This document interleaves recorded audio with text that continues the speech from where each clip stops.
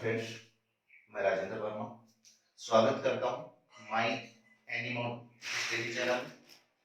हमारे इस study channel को आप ज्यादा से ज्यादा सब्सक्राइब करें, लाइक करें और शेयर करें। आज अपन लेके आ रहे हैं 12th क्लास की केमिस्ट्री और 12th क्लास की केमिस्ट्री में लेसन नंबर 1 से अपन बात करेंगे।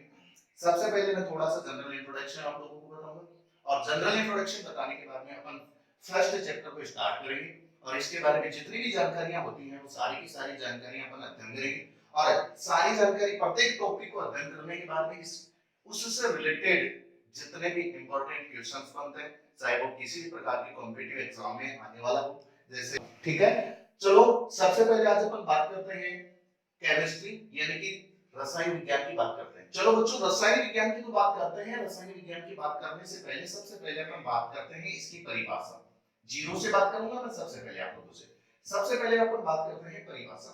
सबसे पहले परिभाषा की अगर अपन लोग बात करते हैं तो आप लोगों ने ये पढ़ा होगा कि विज्ञान की ऐसी शाखा जिसमें रसायनों का अध्ययन होता है, उस शाखा को अपन लोग क्या बोलते हैं? रसायन विज्ञान। लेकिन बच्चों, ये तो छोटी क्लासों की बात हो गई। अपन थोड़े से बड़े हो गए, 12वीं क्लास के हो गए, तो 12वीं क्लास के लेवल की हम परिभाषा पढ़ेंगे। तो इसमें परिभाषा में अपन ये कह सकते हैं कि सबसे पहले अपन बात करेंगे कि कोई भी पदार्थ होता है। किसकी बात करेंगे बच्चों? पदार्थ की बात करेंगे। अगर मैं किसी पदार्थ की अगर आप लोगों से चर्चा करता हूं, इसके जितने भी संगठन होते हैं, जितने भी गुणधर्म होते हैं, इनका अध्ययन विज्ञान की जिस शाखा में करूंगा, उस शाखा को कौन सी शाखा कहूंगा?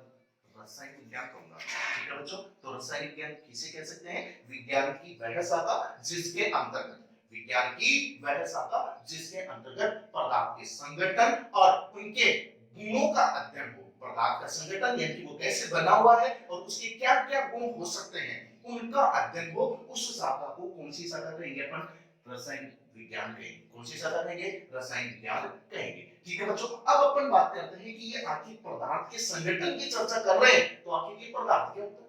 ठीक है बच्चों, अगर अपन इसके संगठन की, इसके गुणधर्मों का अगर अपन लोग अध्ययन कर रहे हैं, तो अपन लोगों को ये पता होना चाहिए कि ये पदार्थ होता क्या है। ठीक है, तो पदार्थ की अगर मैं आप लोगों से बताऊं तो यह एक वह वस्तु, कौन सी वस्तु?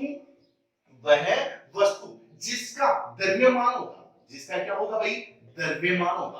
अगर जिसका कुछ न कुछ द्रव्यमान हो, ठीक है, अगर मान लो किसी वस्तु का कोई द्रव्यमान है, अगर अगर द्रव्यमान होगा तो वो क्या करेगा भाई? स्थान को घेरेगा। किसको घेरता है? स्थान को घेरता है। तो उस वस्तु को मैं किसके नाम से जान सकता हूं? पदार्थ के नाम से जान सकता हूं। ठीक है बच्चों, तो पदार्थ किसे कह सकते हैं? यानी कि वह वस्तु, कौन सी वस्तु? वह वस्तु जिसका क्या होगा?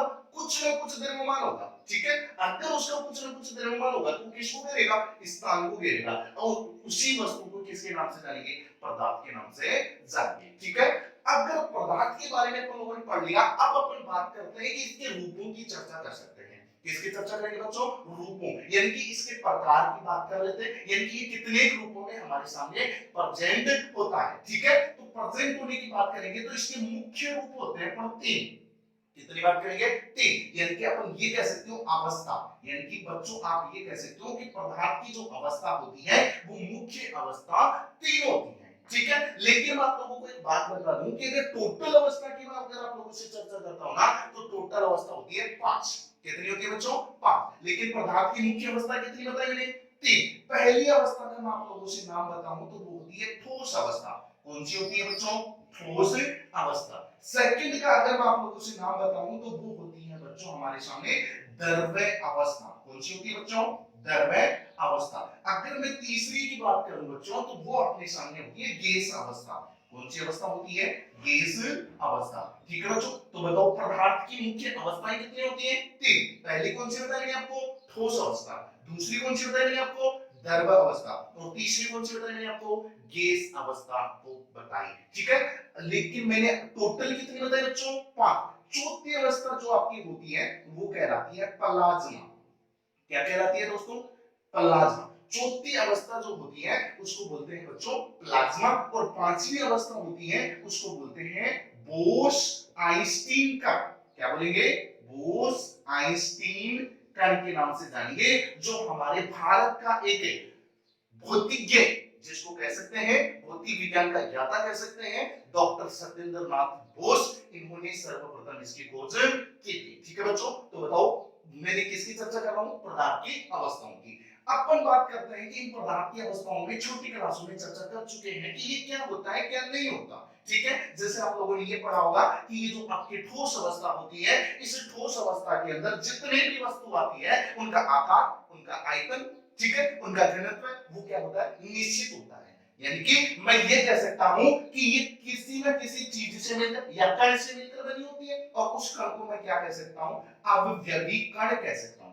ठीक है बच्चों, कौन सी कण कह सकता हूं? अवयवी कण कह सकता हूं। इन अवयवी कणों की अगर मैं बात करूं तो इनकी जो ज्यामिति होती है, क्या होती है? ज्यामिति होती है। वो ज्यामिति कैसी होती है? निश्चित। अगर मुझे एक बात बताओ कि मेरे पास में दो कण है, एक कण ए है, एक कण बी है, अगर इनके बीच में प्रबल बल लगता है, मैं दोनों को अच्छी तरीके से बांध देता हूं, तो बताओ ये कहीं हिलेंगे क्या? नहीं हिलेंगे। तो कहने का मतलब ये हो गया बच्चों कि आपकी जो ठोस अवस्था होती है, इसमें जितने भी अवयवी कण होते हैं, ठीक है बच्चों, कौन से कण? अवयवी कण होते हैं। इन अवयवी कणों की ज्यामिति या आकृति वो कैसी होती है? निश्चित होती है। उसका कारण क्या हुआ बच्चों? उसका कारण ये हो गया कि इनके कणों के मध्य बल लगता है, और वो बल कैसा लगता है? मजबूती से।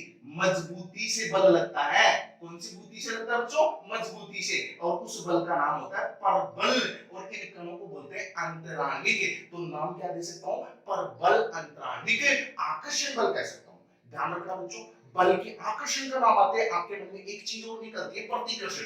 प्रतिकर्षण क्या होता है? कि दो वस्तुओं को दूर करने का काम करता है, जबकि आपका आकर्षण बल होता है ना कि दो वस्तुओं को बांधे रखने का काम करता है। ध्यान रखना, कहीं पर भी आप लोगों से चर्चा हो कि वस्तु को बांधे रखने की बात करें या कणों के बांधे रखने की बात करें, तो वहां पर आकर्षण बल काम में आएगा। ठीक है बच्चों, तो यहाँ पर अवयवी कणों के बीच में परबल अंतराणिक आकर्षण बल कार्य करता है। ठीक है, जिसके कारण इसकी आकृति कैसी होती है? निश्चित। इसी कारण इसका आयतन, किसकी चर्चा करें बच्चों? आयतन। इनका आयतन भी कैसा होगा? निश्चित होगा। और इसी के कारण मैं बात करूं बच्चों इनकी, किसकी बात करूं? इनका घनत्व है, तो इनका घनत्व भी कैसा होता है? निश्चित होता है। ये तो अपन लोगों ने छोटी क्लासों में पढ़ा था। इसी तरीके से अपन लोग गर्भावस्था की बात कर लेते हैं। कौन सी अवस्था की बात कर लेते हैं? गर्भावस्था। गर्भावस्था में अगर अपन बात करते हैं तो इनके अवयवी कण होते हैं, इनके बीच में अवयवी कणों में लगने वाला ये जो प्रबल बल है, प्रबल बल होता है। कौन सा बल होता है? प्रबल बल। ये प्रबल बल की जगह कौन सा बल काम करेगा? दुर्बल बल। अब मुझे एक बात बताओ, ठीक है, मेरे पास में दो कण है, जैसे फॉर एग्जांपल ये एक कण ए है और दूसरा कण मेरे पास में क्या है? बी है। ठीक है, अगर मैं ये कह दूं कि इन दोनों को मैंने अच्छी तरीके से बांध रखा है, ठीक है, तो ये कहीं नहीं हिलेंगे। अगर मान लो इनको मैंने कमजोर रस्सी से बांध रखा है, तो बताओ वो उस रस्सी को ये तोड़ सकते हैं कि नहीं तोड़ सकते? तोड़ सकते हैं आसानी से। तो मैं ये कह सकता हूं कि इनमें प्रबल बल की बजाय कौन सा बल लग रहा है? दुर्बल बल लग रहा है। अगर दुर्बल बल लगेगा तो इनके अवयवी कणों के बीच की दूरी बढ़ जाएगी। ठीक है बच्चों, कौन सी कण की दूरी बढ़ जाएगी? अवयवी कणों के बीच की दूरी बढ़ जाएगी। अगर जैसे इसमें बीच की दूरी बढ़ेगी तो इसका मतलब इनका आकार था वो कैसा होगा? अनिश्चित हो जाएगा। यानी कि इसका आकार अनिश्चित हो जाएगा, लेकिन आप जिस पात्र में डालोगे ना उस पात्र का आकार ग्रहण कर लेंगे। इसके एक बात का ध्यान रखना, आकार अनिश्चित होता है लेकिन पात्र में डालोगे ना उस पात्र का आकार ग्रहण कर लेंगे। ठीक है बच्चों, तो क्या बात हो गई? गर्भावस्था। ठीक है, गर्भावस्था में अवयवी कणों के बीच में बल को कौन सा लगता है? दुर्बल अंतराणिक आकर्षण बल लगता है। ठीक है बच्चों, और इनका आकार कैसे होता है? अनिश्चित। लेकिन अपन क्या कह सकते हैं कि जिस पात्र में अपन इसको डालेंगे उसी पात्र के अनुसार ये क्या कर लेगा? आकार को ग्रहण कर लेगा। ठीक है बच्चों, दूसरी बात, मैं आयतन की चर्चा करूं। किसकी चर्चा करो? आयतन। तो आयतन, जितना पात्र का आयतन होगा ना उतना ही आयतन किसका होगा? इस द्रव्य का होगा। ठीक है, इसी तरीके से अपन तीसरी अवस्था की चर्चा कर लेते हैं। ठीक है बच्चों, तीसरी अवस्था की अगर आप लोगों से चर्चा करूं, गैस अवस्था, यानी कि मैं ये कह सकता हूं, ठीक है, कि इनमें अवयवी जो कण होते हैं, इन अवयवी कणों के बीच में लगने वाला आकर्षण बल था ना वो बिल्कुल ही कम लगता है। यानी कि मैं ये कह सकता हूं न के बराबर लगता है। किसके बराबर लगता है? न के बराबर लगता है। तो इसका मतलब उनके अवयवी कणों के बीच की दूरी बहुत ज्यादा हो जाएगी। ठीक है, बहुत ज्यादा हो जाएगी तो आप किसी भी पात्र में रखोगे है या फिर उसको कहीं भी रखोगे तो उसका आकार और आयतन दोनों कैसे हो जाते हैं? अनिश्चित हो जाते हैं। ठीक है बच्चों, तो ये मैंने कितनी अवस्थाओं के बारे में जिक्र किया आप लोगों से? तीन अवस्थाओं के बारे में जिक्र किया। लेकिन चौथी अवस्था की बात करूंगा आप लोगों से, प्लाज्मा। किसकी बात करूंगा आप लोगों से? प्लाज्मा। ध्यान रखना बच्चों, पदार्थ की चौथी अवस्था होती है प्लाज्मा। ये कॉम्पिटिटिव कंपटीशन क्लासेस में या कॉम्पिटिटिव एग्जाम में जनरल क्वेश्चन में पूछ लिया जाता है कि निम्न में से पदार्थ की चौथी अवस्था होगी, तो बच्चों कौन सी होगी? प्लाज्मा होगी, पहली बात। दूसरी बात, ये जो प्लाज्मा होती है ना, आप लोगों ने बल्ब देखा होगा, ठीक है, इसका नाम देखा होगा। अरे भाई बल्ब देखा है कि नहीं देखा? देखा है। तो बल्ब के अंदर आप लोगों ने ये देखा होगा, इसके अंदर नियोन होती है। कौन सी गैस होती है भाई? नियोन गैस होती है। और वो कौन से रूप में होती है? प्लाज्मा के रूप में होती है। किसके रूप में होती है? प्लाज्मा के रूप में होती है, ठीक है बच्चों। जो किसके कारण क्या काम करती है भाई? परावर्तन का कार्य करती रहती है, जिससे अपन लोगों को रोशनी दिखाई देती है, ठीक है बच्चों। और पांचवी अवस्था की मैं बात करूं तो वो कौन सी हो जाती है? अपने बॉस आइंस्टीन कट, जिसकी खोज किसने की थी? डॉक्टर सत्येंद्रनाथ बोस ने की थी। आज अपन चर्चा करेंगे 12th क्लास का पहला लेसन, और पहले लेसन की अगर बात करता हूं उसका नाम होता है ठोस अवस्था। यानी कि बच्चों अपन बात करने वाले हैं इस पदार्थ की एक अवस्था जिसका नाम हुआ क्या है भाई? ठोस अवस्था। अब भी ठोसों के सबसे पहले अपन गुण पढ़ेंगे, यानी कि इतनी देर को थोड़ा सा जनरल इंट्रोडक्शन अपन लोगों ने लिया था, अब थोड़ा सा डीपली अध्ययन करेंगे, ठीक है बच्चों। तो सबसे पहले मैं आप लोगों से चर्चा करूंगा पदार्थ की अवस्था, और उस अवस्था में अब कौन सी अवस्था की चर्चा करूंगा? ठोस अवस्था की, ठीक है बच्चों। कौन सी अवस्था की चर्चा करूंगा भाई? ठोस अवस्था की चर्चा करूंगा। चलो देखते हैं एक नजर से ठोस अवस्था होती क्या है। सबसे पहले इसके गुणधर्म पढ़ेंगे भाई। क्या पढ़ेंगे? इसके गुणधर्म पढ़ेंगे। एक बार मैंने बता दिया आप लोगों को, लेकिन अब मैं थोड़ा सा डिटेल से आप लोगों को बताऊंगा, ठीक है। ठोसों के गुण, ठोसों के गुण यानी कि ठोसों के कौन कौन से गुण होते हैं, ठीक है बच्चों। सबसे पहली बात करता हूं, पहली बात, ठीक है, पहली बात ये करता हूं कि इनका आकार, आयतन निश्चित होता है। कैसा होता है भाई? इनका आकार और आयतन कैसा होता है बच्चों? निश्चित होता है, पहली कंडीशन। दूसरी कंडीशन, अवयवी कणों, अवयवी कणों के मध्य, के मध्य निश्चित रिक्त स्थान होता है, स्थान होता है। यानी कि ये नहीं होता कि जैसे कि मान लो कि आपके पास में कोई ठोस वस्तु है और उस ठोस वस्तु में 10 कण हैं, और 10 में से 5 कण तो ऐसे हैं जो 5-5 किलोमीटर की दूरी पर बैठते हैं, और 5 ऐसे हैं, हालांकि किलोमीटर में दूरी नहीं होती है, ये बहुत ही कम होती है, सेंटीमीटर में दूरी होती है इनकी, है ना। तो मैं ये कह सकता हूँ 5 तो 5 सेंटीमीटर पर बैठे हैं, और 5 है ना वो 10-10 सेंटीमीटर के आंकड़े पर बैठे हैं, उसको सॉलिड नहीं कह सकते हो आप, ठीक है ना। तो कहने का मतलब, मेरा कहने का मतलब एक ही है कि अवयवी कणों के मध्य उनकी निश्चित दूरी होती है, यानी कि रिक्त स्थान उनका कैसा होता है? निश्चित, ठीक है। दूसरी तीसरी कंडीशन, यानी कि जो अवयवी कण होते हैं, कौन से कण भाई? अवयवी कण, ठीक है ना। अवयवी कण होते हैं ना, उनकी रिक्त स्थान होता है, यानी कि उनके मध्य क्या काम करेगा? बल काम करेगा। अरे क्या काम करेगा? फिर बल काम करेगा। क्यों? क्योंकि उनको बांधे रखने का काम करेगा। तो बल के रूप में मैं दो बातों की चर्चा करूंगा। अरे भाई कितनी बातों की चर्चा करूंगा? दो बातों की। एक तो मैं कह सकता हूं अंतराणविक, अंतराणविक आकर्षण। कौन से बल की चर्चा करूंगा भाई?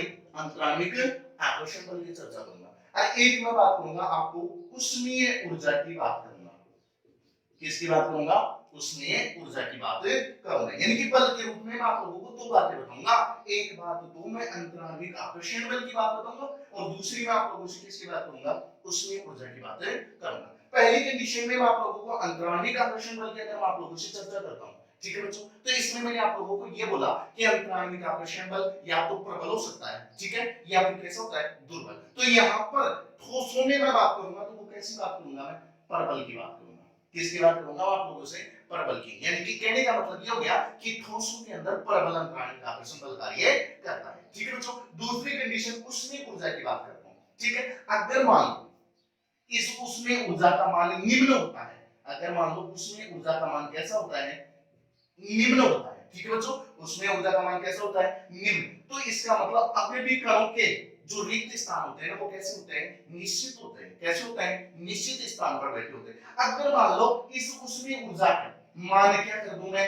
ज्यादा। इस उष्मीय ऊर्जा का मान क्या कर दूं मैं? ज्यादा कर दूं। यानी कि उष्मीय ऊर्जा का मान मैं बढ़ा रहा हूं, तो बढ़ाते वक्त क्या करेंगे कि इनकी जो अवयवी कणों की जो रिक्त स्थान की बात करूंगा ना मैं, वो रिक्त स्थान क्या हो जाएगा? बढ़ जाएगा।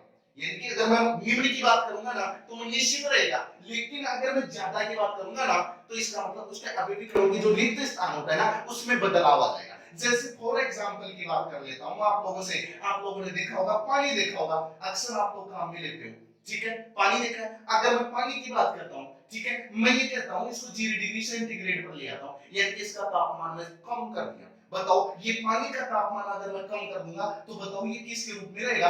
बर्फ के रूप में रहेगा। बताओ बर्फ के रूप में रहेगा नहीं रहेगा? यानी कि ये कौन सी अवस्था है? सॉलिड अवस्था है। अरे कौन सी अवस्था है? सॉलिड अवस्था। लेकिन अगर मैं इस बर्फ के टुकड़े को मैं क्या कर देता हूं? मैं गर्म करता हूं। क्या करता हूं? मैं गर्म करता हूं। गर्म करूंगा तो कौन सी ऊर्जा दूंगा? उसमें ऊर्जा दूंगा। अगर उसमें ऊर्जा मैं अगर इसको देता हूं तो बताओ ये पानी के रूप में, किसमें? पानी यानी कि द्रव के रूप में चेंज होगा नहीं होगा? होगा। मुझे एक बात बताओ, ये द्रव तो क्या है? लिक्विड है। द्रव तो क्या है? लिक्विड है। यानी कि इनके देखो जब ये सॉलिड अवस्था में था यानी कि उसका ऊर्जा निम्न थी, तब तो इसके रिक्त स्थान निश्चित थे, लेकिन इसकी ऊर्जा का मान बढ़ा दिया तो इसके रिक्त स्थानों निश्चित दूरी नहीं रही, न रहने की वजह से वो कौन सी अवस्था में चेंज हो गया?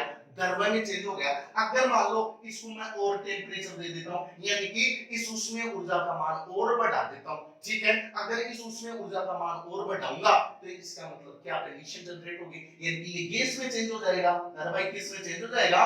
गैस में चेंज हो जाएगा। अब बताओ गैस में चेंज हो जाएगा तो गैस के अपव्ययी कणों के बीच की दूरी बहुत ज्यादा होती है कि नहीं होती? होती है। तो बताओ उसमें ऊर्जा का मान बढ़ रहा है तो अपव्ययी कणों के बीच के जो रिक्त स्थान था उसमें परिवर्तन हुआ कि नहीं हुआ? हुआ ना। और इसी तरीके से अगर उसमें ऊर्जा का मान घट रहा है तो उसके अपव्ययी कणों की क्या होगा? अपव्ययी कणों के रिक्त स्थानों का मान क्या है? रिक्त स्थान या दूरी का मान क्या हो जाएगा? निश्चित होता जाएगा। ठीक है बच्चों, तो फॉर एग्जांपल के लिए आप किसकी बात कर सकते हो? पानी की बात कर सकते हो, ठीक है, यानी कि अपन बात किसकी कर रहे हैं? ठोसों के गुणों की बात कर रहे हैं, ठीक है। तो ठोसों के गुणों में मैं बलों की चर्चा कर ली तो मैंने कितनी बता दी? दो। एक तो अंतरांगी और दूसरी कौन सी बता दी? उसमें ऊर्जा की मैंने बात कर ली, ठीक है। आगे मैं बात करता हूं आगे की कहानी, अगर मैं आप लोगों से चौथा पॉइंट अगर मैं आप लोगों से बताऊं तो ठोसों का गलनांक होता है ना, क्या? गलनांक, ठीक है, वो गलनांक क्या होता है? उच्च होता है। सबसे बड़ी बात तो ये ध्यान रखनी, ठोसों का जो गलनांक होता है ना वो गलनांक कैसे होता है बच्चों? उच्च होता है, यानी कि बहुत ज्यादा होता है। इस बात को आपको ध्यान में रखना है, ठीक है बच्चों। इतनी बात करने के बाद में मैं आप लोगों से ये कहूं कि ये जो ठोस होते हैं ना, ये तो अपन लोगों ने गुणों की बात की है, अपन लोगों ने किसकी बात की है? गुणों की बात की है, ठीक है। जैसे हीरे की बात कर लेता हूं, ये भी एक ठोस ही है, ठीक है ना, किसी भी ठोस वस्तु की बात कर लेता हूं। अब मैं इसी के साथ में आप लोगों को ये बताऊं कि ये जो आपके ठोस होते हैं ना, इस ठोसों को दो भागों में बांटा है। कितने भागों में बांटा है भाई? दो भागों में। यानी कि ठोस के कितने रूप होते हैं? दो रूप होते हैं, ठीक है ना। देखो कौन कौन से होता है? एक होता है क्रिस्टलीन और एक होता है अक्रिस्टलीन। बच्चों ठोसों को दो भागों में बांटा गया है, यानी कि ठोस के दो भाग होते हैं। देखो एक को तो मैं कहूंगा क्रिस्टलीन, क्रिस्टलीन ठोस, ठीक है, और दूसरे को मैं कहूंगा अक्रिस्टलीन ठोस। बच्चों मैं किसकी चर्चा कर रहा हूं भाई? ठोसों की। बच्चों मैंने कितने भागों में बांटा भाई? दो भागों में। बच्चों एक तो कौन सा था? क्रिस्टलीन, और दूसरा कौन सा बताया मैंने? अक्रिस्टलीन। देखो इनको मैं अंतर, जनरल क्वेश्चन यहां से पूछा जा सकता है कि क्रिस्टलीन और अक्रिस्टलीन ठोसों में अंतर स्पष्ट करो। जनरल क्वेश्चन आप लोगों से ये पूछा जा सकता है, ठीक है। तो मैं सबसे पहले आप लोगों से क्रिस्टलीन ठोसों की बात करता हूं। आपको मेन जो मुख्य बात होती है ना वो बातें आपको ध्यान में रखनी है, ठीक है बच्चों। तो ये क्रिस्टलीन ठोस होता है ना, कौन सा? क्रिस्टलीन ठोस। इनके देखो इनके अवयवी कण, अवयवी कण, ठीक है, अवयवी कण की बात कर सकता हूं। अवयवी कण निश्चित होते हैं, ठीक है, यानी कि इनके अवयवी कण कैसे होता है? निश्चित होते हैं। लेकिन इनके अवयवी कण कैसे होंगे? निश्चित होंगे। लेकिन एक्रिस्टलियों में जो ठोस एक्रिस्टलीय ठोस होता है ना, इनके अवयवी कण निश्चित नहीं होते हैं। किसकी तुलना में? इसकी तुलना में। आगे बात समझते हैं। हालांकि वैसे निश्चित होते हैं, है ना, लेकिन इसकी तुलना में निश्चित नहीं होते हैं, ठीक है। या मैं ये कह सकता हूं क्या कि इनकी ज्यामिति, कौन सी मिति? ज्यामिति, ठीक है ना, किसकी? क्रिस्टलीय ठोसों की। वो कैसे होती है? निश्चित होती है। इनकी ज्यामिति कैसी होती है? निश्चित होती है। लेकिन इनकी ज्यामिति कैसी होती है? अनिश्चित होती है, ठीक है। इनकी ज्यामिति अनिश्चित होती है, इसलिए इसे अक्रिस्टलीय ठोस बोलते हैं और इसको कौन सा ठोस बोलते हैं? क्रिस्टलीय ठोस बोलते हैं। इनकी ज्यामिति निश्चित होने के कारण इस क्रिस्टलीय ठोस का दूसरा नाम होता है वास्तविक ठोस। कौन सा ठोस बोलते हैं इसको? वास्तविक ठोस। और इसकी ज्यामिति निश्चित न होने के कारण इसे बोलते हैं आभासी ठोस। आभासी ठोस, या मैं ये कह सकता हूं आप लोगों से क्या, आभासी ठोस, या मैं क्या कह सकता हूं आप लोगों को, मैं ये कह सकता हूं इसको झूठा, क्या कह सकते हैं उसको, झूठा ठोस के नाम से जान सकते हो।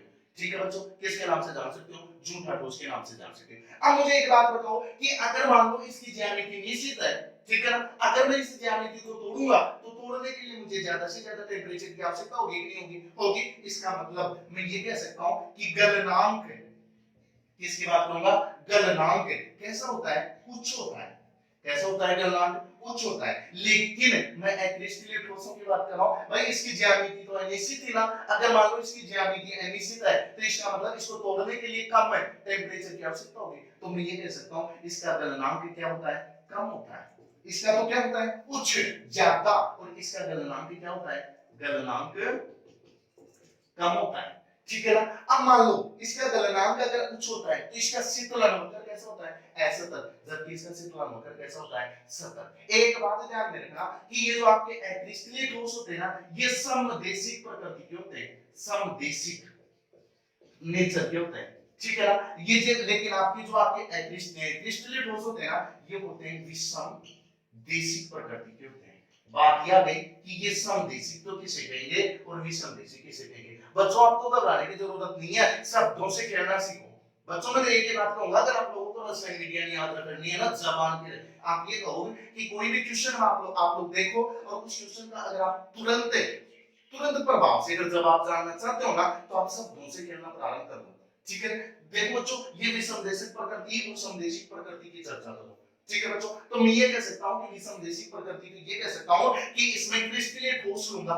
ठीक है। अब बताओ क्रिस्टलीय ठोस लूंगा तो उसके आवेदीकरणों की बात करूंगा, नहीं करूंगा। एक बात हमेशा ध्यान में रखना बच्चों कि क्रिस्टलीय ठोस से अक्रिस्टलीय ठोस, अगर मैं आवेदीकरणों की बात करता हूं, यानी कि उसमें या तो अणु हो सकता है, ठीक है, या फिर परमाणु हो सकता है, ठीक है, या फिर मैं क्या कह सकता हूं, कोई आयन भी कह सकता हूं, है ना। तो यानी कि अणु, परमाणु, या इसमें क्या कर सकता हूं, मैं किसी आयन की चर्चा कर सकता हूं। उनमें किसमें, क्रिस्टलीय ठोस में भी करूंगा और किसमें कर सकता हूं, अक्रिस्टलीय ठोस में भी करूंगा। ठीक है। बस आपको डिपेंड ये ध्यान, बात मेन मुद्दे की बात ये ध्यान में रखनी है, जिसकी ज्यामिति निश्चित होगी ना वो क्रिस्टलीय के रूप में काउंट करेंगे, और जिसकी ज्यामिति निश्चित होती है ना उसको क्रिस्टलीय कह देंगे। फिर आगे अपन चर्चा करेंगे कि भाई क्रिस्टलीय को आभासी ठोस कहते हैं, झूठा ठोस कहते हैं। ठीक है। इनका गलनांक कम होता है, ये समदेशिक प्रकृति के होते हैं, और इनके क्रिस्टलीय में ये पढ़ लेंगे इनकी ज्यामिति निश्चित होती है, वास्तविक ठोस होते हैं, गलनांक कुछ होता है, और ये कैसे प्रकृति के होते हैं, विषमदेशिक प्रकृति के होते हैं। बच्चों अपन तो चर्चा ये करने वाले थे कि ये विषमदेशिक प्रकृति क्या होती है, और ये जो आपकी समदेशिक प्रकृति जो शब्द लिखा है ना वो होता क्या है, इनकी चर्चा करने वाले थे। ठीक है बच्चों, तो इनकी चर्चा करने के लिए मैं आप लोगों को एक बात बता रहा हूं। क्या बात बता रहा था कि मान लो कि मैं क्रिस्टलीय ठोसों की बात करूंगा, किसकी बात करूंगा, ध्यान से सुनना बच्चों, है ना। देखो ध्यान से सुनना, तुरंत प्रभाव से आपको याद हो जाएगा। ठीक है बच्चों, मैं किसकी चर्चा करूंगा, क्रिस्टलीय ठोसों की चर्चा करूंगा, या क्रिस्टलीय। सबसे पहले मैं क्रिस्टल की बात कर लेता हूं। बताओ क्रिस्टल में प्रकृति कैसी होती है, विषमदेशिक प्रकृति होती है। देखो क्रिस्टल में विषमदेशिक प्रकृति किसे कहते हैं, यानी कि क्रिस्टलीय ठोस के अणु, परमाणु या आयन की चर्चा करूं। ठीक है। अणु, परमाणु या आयन की चर्चा करूं तो वो कैसे होते हैं, निश्चित होते हैं। अरे भाई कैसे होते हैं, निश्चित होते हैं। लेकिन उसके जितने भी भौतिक गुण होते हैं ना, वो भौतिक गुणों की दिशा निश्चित होती है। बस एक बात ध्यान में रखना है, कितनी बात ध्यान में रखनी है, एक बात, यानी कि क्रिस्टलीय ठोसों में अवयवी कण उनकी ज्यामिति निश्चित होती है, लेकिन उसके भौतिक गुण होते हैं ना, वो भौतिक गुणों की दिशा अनिश्चित होती है। इसका मतलब उसे कौन सी प्रकृति कह देंगे, विषमदेशिक प्रकृति कह देंगे। और यहाँ पर क्रिस्टलीय ठोसों में इसका जस्ट अपोजिट हो जाएगा। कैसे कि भाई क्रिस्टलीय ठोसों के अंदर होता क्या है कि अणु, परमाणु या आयन होता है। ठीक है। अणु, परमाणु या जो आयन होता है ना उसकी ज्यामिति कैसी होती है, अनिश्चित, यानी कि अणु, परमाणु, आयन मतलब अनियमित रूप से गति करेंगे। इसका मतलब उसकी दिशाएं, यानी कि या भौतिक गुणों की जो दिशाएं होती है ना वो कैसी रहेगी, निश्चित रहेगी। इसीलिए कैसा प्रकृति का होगा, समदेशिक प्रकृति का रहेगा। कैसा प्रकृति का होगा, समदेशिक प्रकृति का होगा। एक बात विशेष ध्यान में रखनी है आप लोगों को कि ये जो क्रिस्टलीय ठोस होते हैं ना, इस क्रिस्टलीय ठोसों में द्रवों के समान, किसके समान, द्रवों के समान, द्रवों के समान बहने का गुण होता है।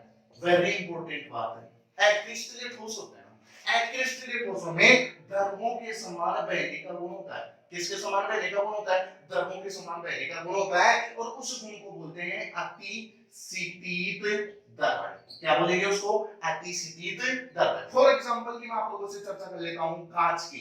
कांच एक ऐसा ठोस है, अक्रिस्टलीय ठोस है। इस कांच में किसके समान बहने का गुण है? द्रव्यों के समान बहने का गुण है। तो बताओ ये तो कौन सा ठोस होता है? मैंने अक्रिस्टलीय। तो बताओ इस गुण को क्या बोलूंगा मैं? अतिशीतित द्रव्य। अब आप लोग सोच रहे होंगे सर कांच तो ठोस है, वो तो मतलब कि पक्का होता है, वो कैसे करता है? चलो बच्चों मैं आप लोगों को कुछ एग्जांपल देके बताता हूं, ठीक है? एग्जांपल की अगर मैं आप लोगों से चर्चा करूं, आप लोगों ने देखा होगा पुरानी महल देखे होंगे। क्या देखे होंगे बच्चों? पुराने महल देखे होंगे। उन्हें पुराने महल या मैं इमारत कह सकता हूं उसको? क्या कह सकता हूं भाई? इमारत कह सकता हूं। तो उस पुराने महल या इमारत में जाली, जानते हो, खिड़कियां हैं, जाली खिड़कियां, या मैं कह सकता हूं दरवाजे, जानते हो ना, इनके इनके ऊपर कांच लगे होते हैं। उन कांच को देखना, अगर उन पे कंटिन्यूटी के अंदर अगर धूप आती रहती है तो ऊपर से तो वो पतला रहेगा और नीचे से वो मोटा रहेगा। तो उसका कारण क्या होगा? उसका कारण अक्रिस्टलीय ठोस रहेगा। है तो कांच, है भाई, है तो कांच, लेकिन वो धूप की वजह से पिघल गया, और पिघल कर ऊपर से बहते हुए कहां की तरफ आ गया? नीचे की तरफ आ गया। ठीक है, तो ऊपर से पतला और नीचे से मोटा होने के कारण क्या हो गया? अक्रिस्टलीय ठोस। ठीक है, दूसरी बात आप लोगों ने ये देखा होगा कि ऊपर से तो पतला और नीचे से मोटा, लेकिन वो मोटा भी कैसा? धुंधला मोटा होता है। कैसा मोटा होता है? धुंधला मोटा होता है। तो उसका रीजन ये होता है बच्चों कि आपका जो अक्रिस्टलीय ठोस था वो अक्रिस्टलीय ठोस क्रिस्टलीय ठोस में चेंज हो गया। क्रिस्टलीय ठोस किस में चेंज हो गया? क्रिस्टलीय ठोस में चेंज हो गया। इस कारण वो कैसा मोटा हो जाता है? धुंधला मोटा हो जाता है। तो इन एग्जांपलों को आप लोगों को ध्यान में रखना। कई बार आप लोगों ने फॉर एग्जांपल कुछ स्टूडेंट ऐसे होते हैं जो क्या करते हैं, ऐनक लगाते हैं, चश्मा लगाते हैं। कई बार उनके सर से चश्मा निकलकर नीचे धरातल पर गिर जाता है, तो चोट आ जाती है, चश्मा यानी कि उसका जो शीशा होता है वो तड़क जाता है। ठीक है, या एक नन्हा सा खड्डा डल जाता है, तो उसमें देखना ऊपर से तो पतला नीचे की ओर जमा हो जाता है। तो उसका रीजन भी अपन कौन सा ठोस कह सकते हैं? अक्रिस्टलीय ठोस कह सकते हैं। तो प्यारे बच्चों ध्यान में रखना कि अक्रिस्टलीय ठोसों में द्रव्यों के समान कौन सा गुण होता है? बहने का गुण पाया जाता है। ठीक है ना, और उस गुण का नाम क्या होता है? अतिशीतित द्रव्य। एक बात और बता दूं बच्चों, ये जो कांच होता है ये अक्रिस्टलीय ठोस होता है, और इसको काटने के लिए किसको काम में लेते हैं? हीरा, जो आज तक अपनी एनवायरनमेंट में ज्ञात सबसे कठोर पदार्थ कहलाता है। ध्यान रखना प्यारे बच्चों कि कांच को कैसे काटते हैं? हीरे से काटते हैं। और ये कंपटीशन लेवल की बात आ जाती है यहाँ पर, वेरी इंपॉर्टेंट। और अपने जनरल इंट्रोडक्शन के लिए अपन लोगों को ये बात पता की होनी चाहिए, क्या कांच को किससे काटा जाता है? हीरे से काटा जाता है। हीरा क्या है? हीरा तो कार्बन का अपर रूप है। कार्बन का क्या है? अपर रूप है, और आज तक ज्ञात प्रकृति का सबसे कठोरतम पदार्थ है। ठीक है बच्चों, प्यारे बच्चों, क्रिस्टलीय ठोसों की बात कर लूं तो क्रिस्टलीय ठोसों में मैं NaCl की बात कर सकता हूं प्यारे बच्चों, KCl की बात कर सकता हूं प्यारे बच्चों, क्वार्ट्ज की बात कर सकता हूं। ये कुछ क्रिस्टलीय ठोसों के क्या होते हैं?